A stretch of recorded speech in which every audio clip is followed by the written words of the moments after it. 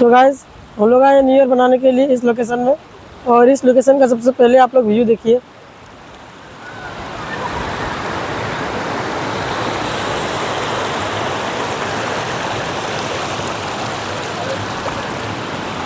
तो guys view कैसा लगा कमेंट में ज़रूर बताना।